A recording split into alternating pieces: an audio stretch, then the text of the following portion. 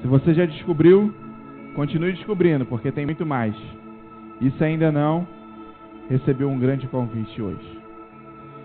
Queridos, é com muita alegria, satisfação e expectativa que começamos hoje uma nova série de mensagens. E o tema dessa nova série de mensagens é Batalha na Mente. Você pode repetir comigo? Batalha na Mente? Isso aí. Essa mensagem, ela nasce debaixo de uma prerrogativa de questionamento. Um dia Josué, líder de um povo que ele estava conduzindo para um período de transição, Moisés tira o povo do Egito para levar para a terra prometida, e Josué, em um tempo determinado por Deus, assume a liderança desse povo.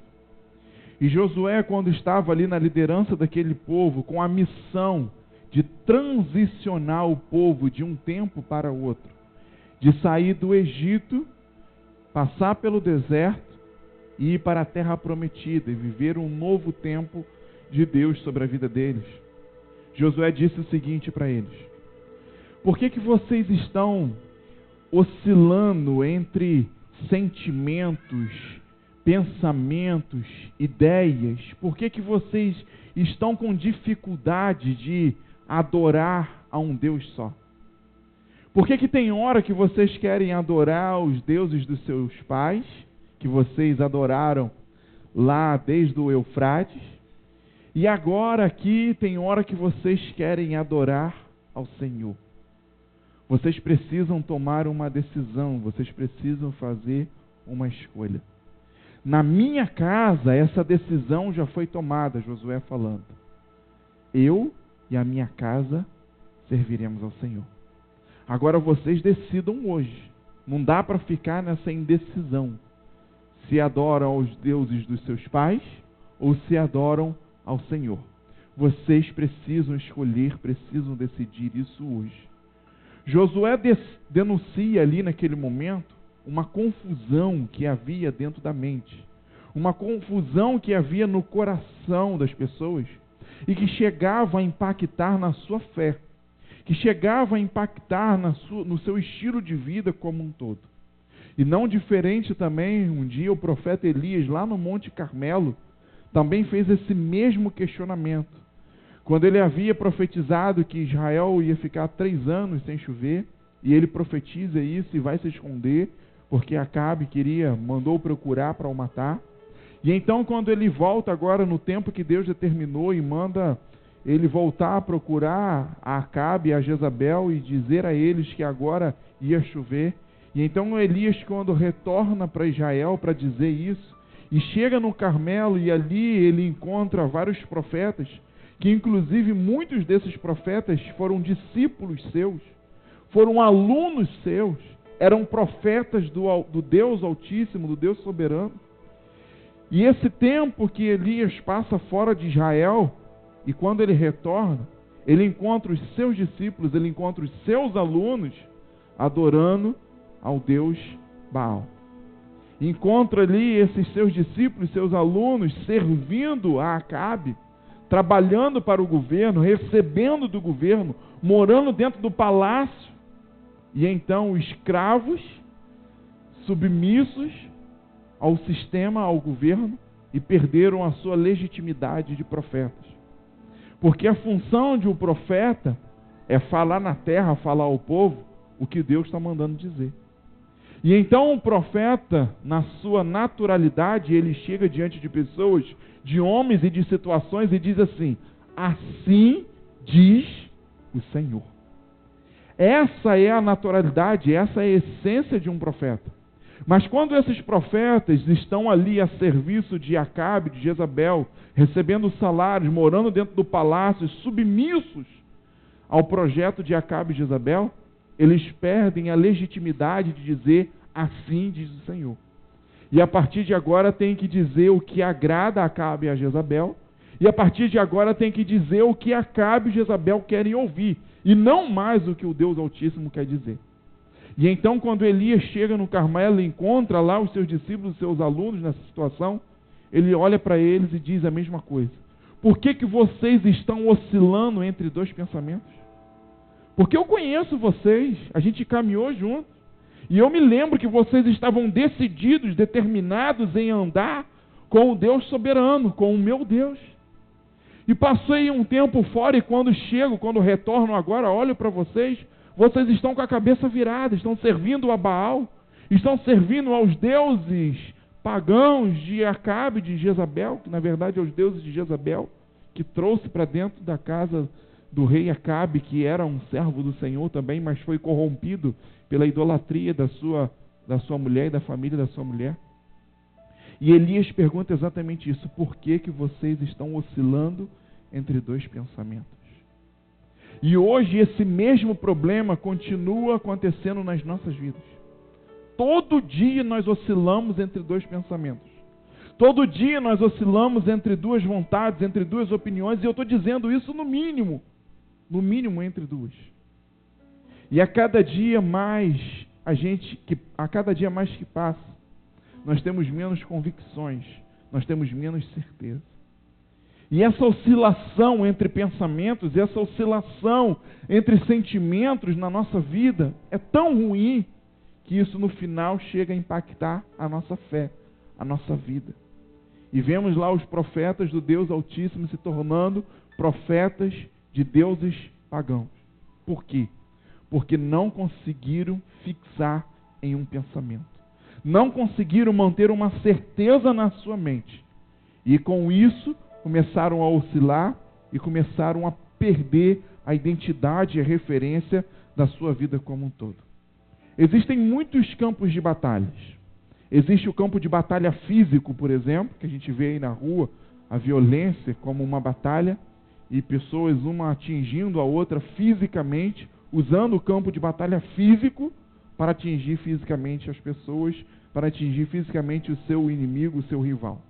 Existe também outro campo de batalha chamado espiritual, que a Bíblia a todo momento deixa muito claro isso, tanto no Antigo quanto no Novo Testamento, mostra-nos que existe um mundo chamado mundo espiritual, e nesse mundo espiritual existe batalha a todo tempo, que são as batalhas espirituais. E então existe o campo físico e existe o campo espiritual, que acontecem em batalhas físicas e acontecem em batalhas espirituais. Mas além do campo físico e do campo espiritual, existe também um outro campo de batalha, a qual se trava também todos os dias e a todo momento uma grande batalha. E que muitas das vezes nós ignoramos esse campo, ignoramos essas batalhas, e que isso tem trazido grandes repercussões em grandes proporções sobre as nossas vidas. E esse campo de batalha chama-se a nossa mente. Fala assim: a minha mente é um grande campo de batalha. Quando eu fui a Israel alguns meses atrás, eu tive o privilégio de ir lá no Monte Carmelo, e de lá eu tive o privilégio de ver o Vale do Armagedon, aonde vai acontecer a grande batalha que está profetizada em Apocalipse, que vai acontecer no fim dos tempos. Aquele lá é um campo de batalha, que vai acontecer a maior batalha do mundo, da face da terra. E é realmente uma planície muito grande, lá de cima a gente consegue ver, e inclusive ali existe já o maior porta-aviões do mundo, está localizado ali, é o porta-aviões de Israel, do exército de Israel, da aeronáutica de Israel, e ele fica ali exatamente nesse vale do Armagedon. E quando a gente estava lá em cima, no Monte Carmelo, falaram isso pra gente: ali é o maior porta-aviões do mundo, onde Israel guarda todos os seus aviões de guerra. E a gente olhou para um lado e para o outro e falou assim: mas cadê os aviões? Eles são guardados no subsolo. Existem estacionamentos subterrâneos ali, onde milhares de caças super modernos estão guardados ali. E quando a gente estava quase indo embora, a gente teve o privilégio de ver uma porta se abrindo, bem longe, mas a gente viu uma porta abrindo, um caça sendo elevado assim, no elevador, e depois o chão fechou, o chão abre, o chão fecha, e depois aquele caça levantou voo e passou por cima da gente ali no Monte Carmelo, e foi embora, a gente não viu mais. E então existem muitos campos de batalhas, existem campos que já estão prontos, que já estão preparados. Porque acreditam que ali vai acontecer uma batalha, que tem uma batalha proposta, programada, e a gente vê um octógono, que também é um campo de batalha, e a gente vê que tudo ali, a sua estrutura, o seu tamanho, a iluminação daquele ambiente, tudo é preparado em função da batalha. Mas às vezes nós ignoramos que a nossa mente também é um campo de batalha, e por ignorarmos isso, a batalha ela não deixa de acontecer, mas a questão é que nós perdemos a batalha que acontece ali.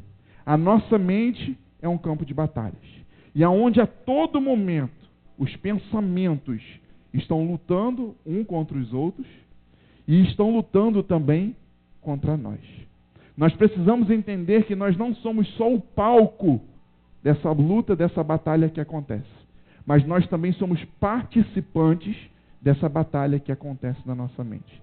Então, além de ser o palco, além de ser esse octógono, onde você vê essas lutas sendo travadas diariamente, você também é participante dessa luta que acontece na sua mente, que acontece na sua cabeça, e nós precisamos tomar ciência dessas lutas e precisamos tomar controle, tomar partido dessas lutas. Fala assim, a minha mente é um grande campo de batalha.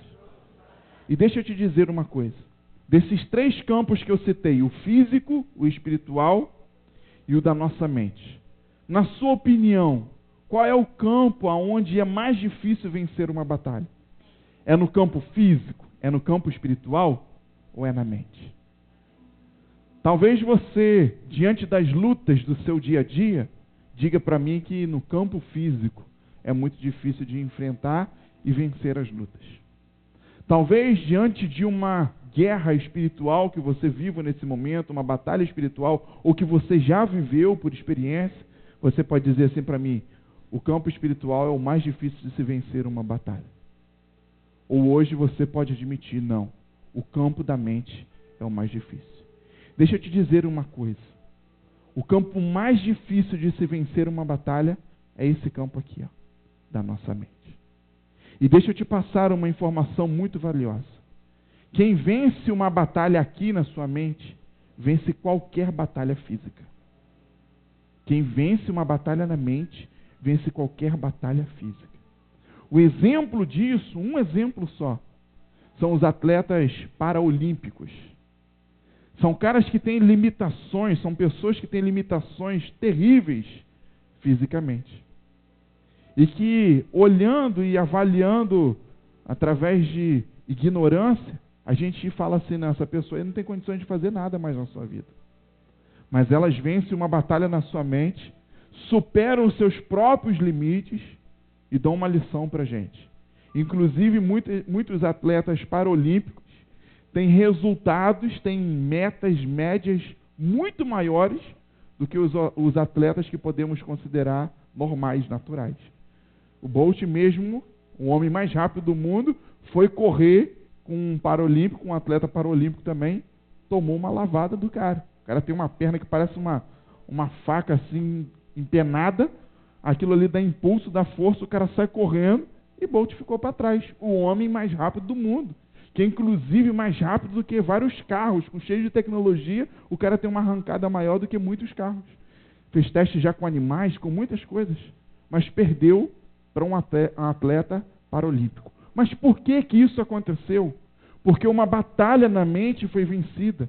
E logo quando uma batalha na mente é vencida, qualquer batalha no campo físico é vencida. Da mesma forma, quando nós vencemos uma batalha na mente, qualquer batalha no campo espiritual também vai ser vencida. Mas de igual modo, quando nós perdemos uma batalha na nossa mente, você não pode esperar nenhum outro resultado, nem físico, nem no campo espiritual. Por isso, a batalha mais difícil que tem para ser vencida é na mente. Porque já diz uma frase, uma reflexão bem antiga que a gente trabalha aqui na comunidade. Não acontece nada fora que antes não aconteça dentro. É impossível vencer uma batalha no campo físico e no campo espiritual, antes que essa batalha seja vencida na nossa própria mente. E essas batalhas definem muitas coisas sobre nós. Inclusive, a própria psicologia diz que nós somos produto, resultado daquilo que nós pensamos. Fala assim, eu sou produto, resultado daquilo que eu penso. Você sabia disso? Que você é o resultado daquilo que você pensa? Que o seu dia hoje foi o resultado das coisas que você pensou? E que o seu dia amanhã vai ser o resultado das coisas que você pensar? Porque é a partir do pensamento que vão surgir as opiniões, as atitudes, as ações, as escolhas e uma série de coisas que eu vou ensinar a vocês ao longo de semanas que nós trabalharemos aqui.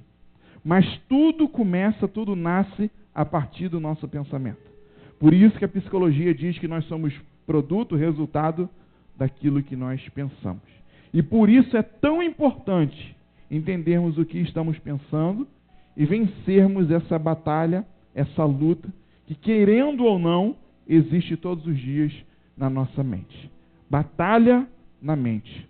É a nova série de mensagens que o Senhor quer utilizar para provocar uma mudança, uma revolução, uma transformação nas nossas vidas. Esse tema Deus quer usar para trazer grande sabedoria sobre as nossas vidas nesse final do ano de 2018. E eu tenho certeza que o Senhor vai plantar, que o Senhor vai ministrar muita sabedoria nas nossas vidas através desse assunto, através desse tema que trabalharemos aqui ao longo de algumas semanas. Nós fizemos há algumas semanas, ou então alguns meses atrás já, estamos trabalhando nesse projeto, e fizemos aqui recentemente uma pesquisa na comunidade. Foi uma pesquisa virtual, mas através dessa pesquisa a gente conseguiu alguns parâmetros, algumas informações que a gente vai utilizar, inclusive, ao longo das ministrações também. Eu quero mostrar para vocês a estatística dessas informações que a gente coletou. Talvez você tenha participado desse projeto, dessa pesquisa que a gente fez. Foi uma pesquisa virtual e nós fizemos uma pergunta. Qual a sua maior preocupação hoje? A gente mandou isso pelas redes sociais e pessoas entraram lá no sistema e responderam e conseguiram expor o seu coração e dizer o que estava passando na sua vida, na sua mente, no seu coração nesse tempo. Então a pergunta é exatamente essa: qual a sua maior preocupação hoje? E diante dessa pergunta nós tivemos 106 respostas. 106 pessoas diferentes participaram desse projeto e nos responderam. Não dá para você ver os detalhes ali, mas eu vou falar, mas dá para você dar uma olhada nesse gráfico ali. Dessas 106 pessoas que foram entrevistadas e participaram desse projeto, 30%, que é essa primeira barra ali da sua esquerda para a direita, lá na sua esquerda, essa primeira barra, representa 30%. 30% das pessoas disseram que a sua maior preocupação hoje é com os seus filhos ou com a sua família. Então essa é a grande preocupação, é a maior preocupação de todas, dessas pessoas que participaram dessa pesquisa, disseram que a sua maior preocupação hoje é com os seus filhos e com a sua família. Depois, em segundo lugar, com 20%, as pessoas disseram que a sua maior preocupação hoje é com finanças. E a grande maioria delas disseram que estão com dívidas, com problemas de dívidas. E por isso que a sua maior preocupação são as finanças. 20% tem como a sua maior preocupação as suas finanças. E em terceiro lugar, 17% disseram que a sua maior preocupação, que é a terceira barrinha que está ali, a sua maior preocupação é a preocupação profissional, da vida e principalmente do futuro profissional.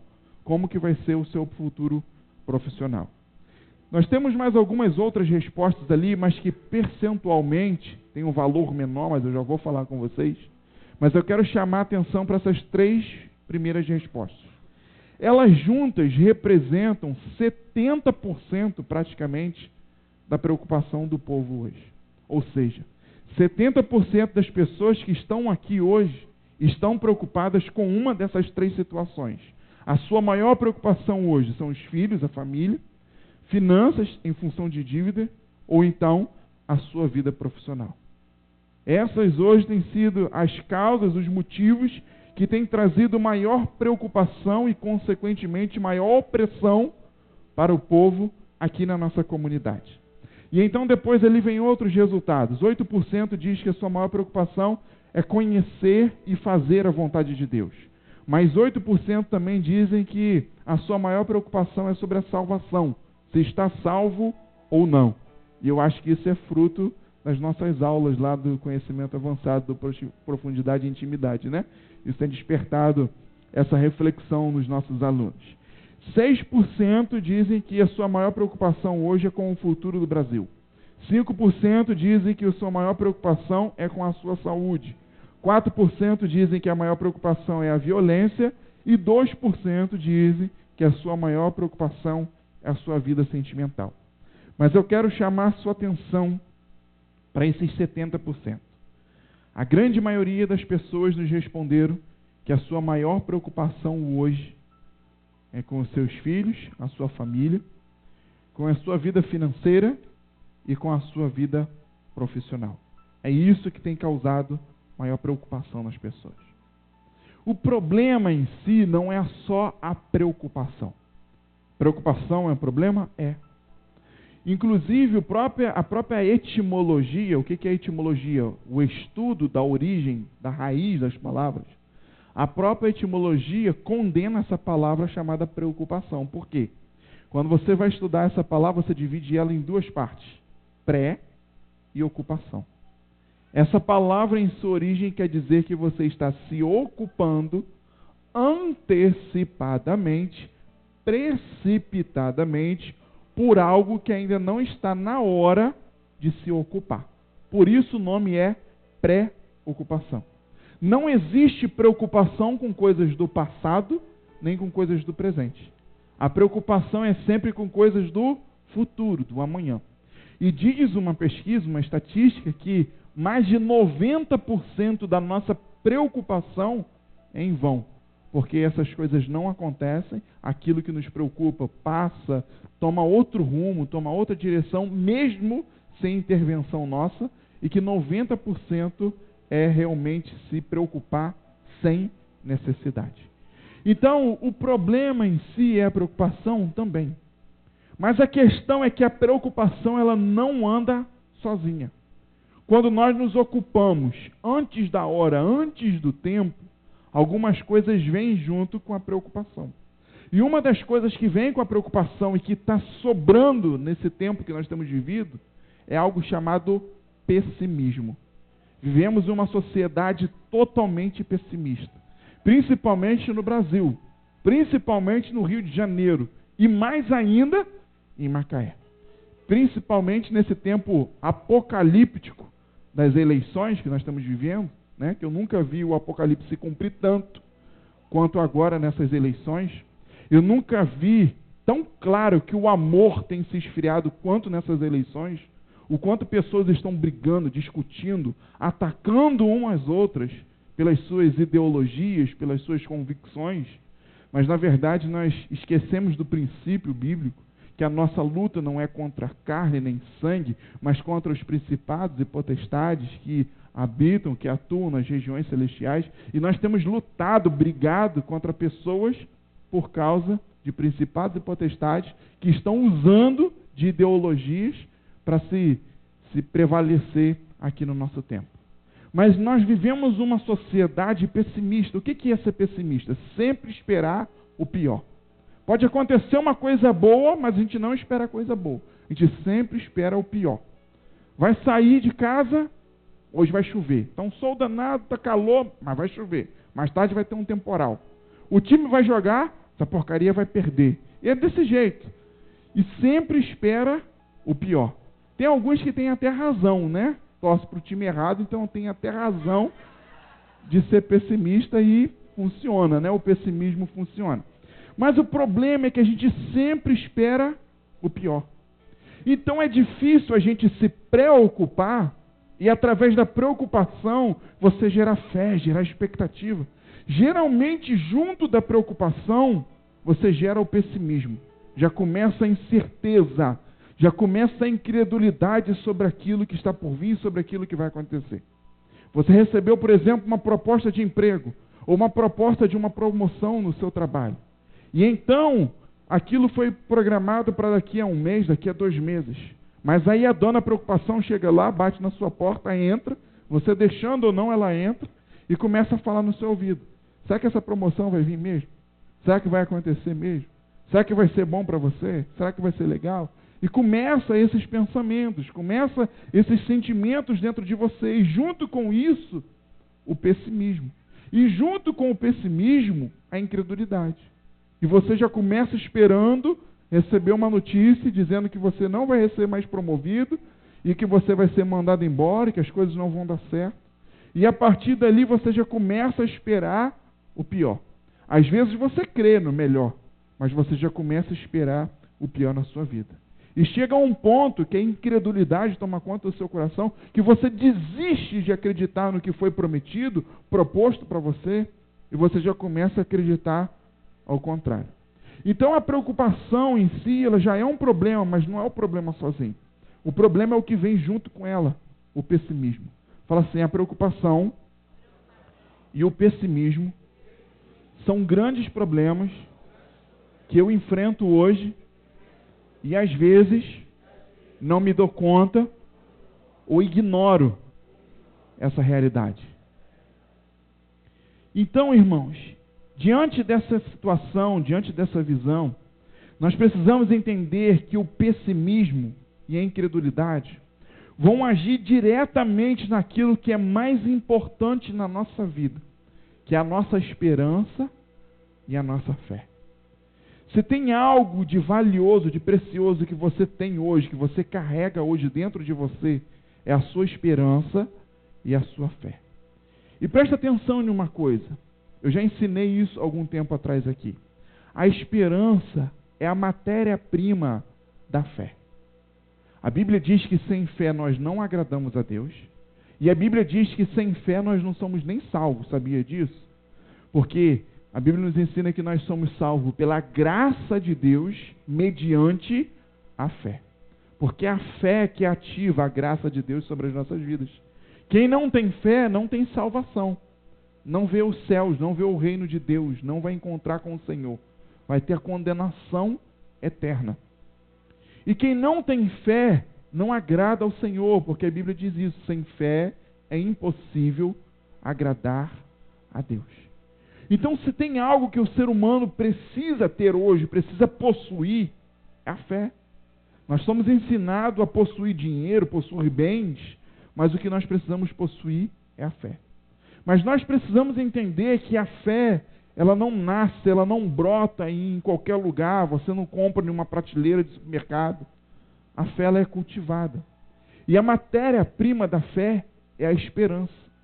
Às vezes eu converso com pessoas que assumem isso, dizem isso para mim, pastor, eu estou sem fé, eu estou com minha fé abalada. O que está acontecendo? E quando a gente vai conversar e pesquisar, a pessoa está sem esperança. Todas as vezes que a esperança for embora, que a esperança morrer ou enfraquecer dentro de você, consequentemente a sua fé também vai ser abalada. Porque a esperança é a matéria-prima da fé. Hebreus 11:1, não precisa abrir, mas Hebreus 11:1 nos ensina o seguinte: a fé é a certeza de coisas que se esperam. Olha só isso. A fé é a certeza de coisas que esperamos. Então, o primeiro estágio da fé é esperar.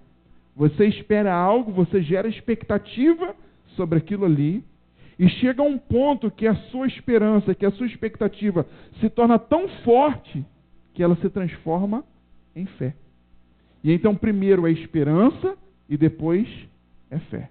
A fé é a certeza de coisas que eu espero. Se você não espera nada, se você não consegue gerar esperança no seu coração, logo você não vai ter fé. Porque a fé é a certeza daquilo que você está esperando. E a preocupação e o pessimismo agem diretamente em cima da esperança. Uma pessoa preocupada não tem esperança. Uma pessoa pessimista não tem esperança. Uma pessoa incrédula que não acredita naquilo que foi prometido pelo Senhor a você, ela não tem esperança. E se você não tem esperança, você não tem fé. E se você não tem fé, você não tem nada, você está frito, você está morto. E é por isso que precisamos entender essas batalhas que acontecem na nossa mente. Porque o objetivo principal dessa batalha que acontece dentro da nossa mente é acabar com a esperança e acabar com a fé. E naturalmente tornar você um zero à esquerda. Uma pessoa que não oferece benefícios nem risco à sociedade. Que não oferece benefícios nem risco ao mundo espiritual. E que não oferece benefícios nem risco a ninguém.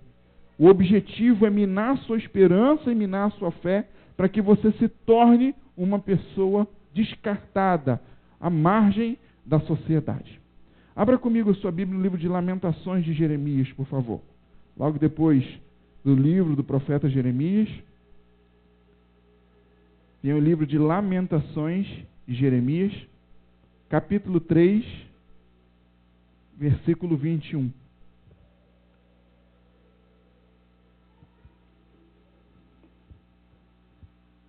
E esse vai ser, inclusive, o versículo que nós vamos usar como respaldo, como parâmetro ao longo dessa série de mensagens. Lamentações de Jeremias, capítulo 3, versículo 21. Você que não trouxe a sua Bíblia, meu irmão aí vai compartilhar com você, ou minha irmã, ou então se você trouxe, vamos te ajudar a encontrar. Lamentações de Jeremias, capítulo 3, versículo 21. Quem achou diz amém. Nós vamos trabalhar depois versículos antes desse, versículo depois também. Mas o versículo central é esse daqui. Lamentações de Jeremias 3, 21. Diz assim: quero trazer à minha memória o que pode me dar esperança. Quero trazer à memória o que pode me dar esperança. Essa é a reflexão, essa é a ideia. Esse é o objetivo de Jeremias quando diz que vai ocupar a sua mente, ocupar esse campo de batalha com alguma coisa. E Jeremias diz: eu vou trazer à minha memória o que pode me dar esperança. Nós temos várias traduções para esse versículo. Essa aqui é a tradução que eu mais gosto para esse tipo de utilização. É a tradução Almeida, Revista e Atualizada. Mas nós temos traduções da NVI, nós temos traduções da King James, que são também traduções boas para esse versículo, com um bom vocabulário. Mas a que mais traz clareza ao nosso entendimento nesse objetivo é essa daqui. Eu quero trazer à minha memória o que pode me dar esperança. Esse é o desafio que nós temos diante de tantas preocupações. Esse é o desafio que nós temos diante desse mundo pessimista que nós temos. Trazer à memória o que nos dá esperança. Jeremias percebeu que a todo momento a sua mente tende a trazer o que mina a sua esperança, o que mina a sua fé. Então presta atenção que as nossas preocupações em si, elas não são nem o problema central. Como falei aqui, a maior parte da preocupação de hoje, dos filhos e da família, das finanças, por causa de dívida e de vida profissional. Preocupar-se com essas coisas não é o problema. Mas o problema é que hoje elas representam a maior preocupação, porque o pessimismo diz para você, dentro da sua mente, dentro da sua cabeça, que um futuro ruim espera os seus filhos, que um futuro ruim espera a sua família, que um futuro ruim espera a sua vida financeira. As dívidas estão se acumulando, estão crescendo a cada dia mais e vão te sucumbir. O pessimismo diz para você, dentro da sua mente, que você não tem futuro profissional, que a sua vida profissional não vai ter um bom futuro. Então todo o problema, todas as informações que são trazidas são para minar a sua esperança. E minando a sua esperança, minam também a sua fé. E quando você não tem esperança e não tem fé, você não consegue fazer mais nada diante da situação que você está vivendo. É como um soldado que perde as suas armas. É como um soldado que perde a sua farda. É como um soldado que perde a autoridade diante de uma batalha. ele está ali só de corpo presente, mas não consegue intervir, não consegue interferir em mais nada. Assim somos nós quando permitimos que os nossos pensamentos minem a nossa esperança. Mas Jeremias percebeu isso e tomou uma decisão na sua vida. Ele falou, por mais que a minha mente está oscilando, pensando em várias coisas, por mais que eu estou vivendo em um mundo difícil, em um tempo difícil, eu tomei uma decisão. Eu quero trazer à minha memória o que pode me dar esperança.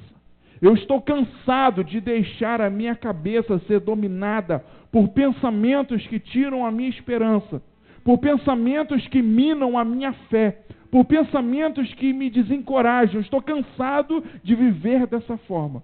Eu decidi hoje que eu vou trazer pensamentos que me dão esperança. Eu vou trazer pensamentos que contribuem para que a minha fé seja ampliada. Eu vou trazer pensamentos à minha mente que vão me dar certeza que eu vou vencer. Não importa o tamanho da adversidade, não importa o tamanho da batalha, não importa o tamanho da dificuldade, eu vou trazer à memória o que pode me dar esperança. E associado a isso, o autor de Hebreus nos ensina que a fé é a certeza de coisas que se esperam. Então, por aqui nós percebemos que Jeremias está no caminho certo. Quando ele traz coisas que geram esperança na sua mente, o próximo passo é que ele vai ser um homem de fé naquela área. Quando ele traz algo que brota esperança sobre os seus filhos e a sua família, isso quer dizer que ele vai ter esperança e fé para decidir coisas sobre a sua família e sobre os seus filhos. Quando Jeremias diz que ele vai trazer à sua memória que pode dar esperança, ele quer dizer que as suas finanças e a dívida que tem vão estar debaixo de uma regência de esperança e de fé. E que ele vai ter autonomia para mudar aquela situação. E quando ele diz que ele vai trazer a memória que dá esperança, ele diz que não importa o tamanho do desafio profissional. Ele espera, e espera com certeza naquilo que o Senhor vai fazer, vai gerar sobre a sua vida. Nas próximas semanas, nós vamos ampliar e aprofundar esse entendimento. Hoje o objetivo foi trazer para você um resumo, uma propaganda daquilo que nós vamos conversar aqui nas próximas semanas. E pode ter certeza, queridos, o Senhor vai utilizar desse tema para nos provocar muita reflexão, para nos levar a um nível de profundidade, de intimidade, e Ele vai ampliar na nossa mente a situação, a realidade que nós temos vivido hoje. Quero convidar você a se colocar de pé no seu lugar. Eu quero orar com você, orar pela sua vida, pela sua família também. E eu quero convidar você, na verdade eu quero desafiar você a gerar expectativas na sua vida sobre essa mensagem, sobre esse tema que nós vamos trabalhar. Começamos a trabalhar hoje e trabalharemos ao longo de algumas semanas. O Senhor quer transformar a sua mente. O Senhor quer transformar os seus pensamentos. Se eu te perguntasse assim, qual o motivo que você tem para voltar aqui na próxima semana, decidido que você quer participar dessa série de mensagens?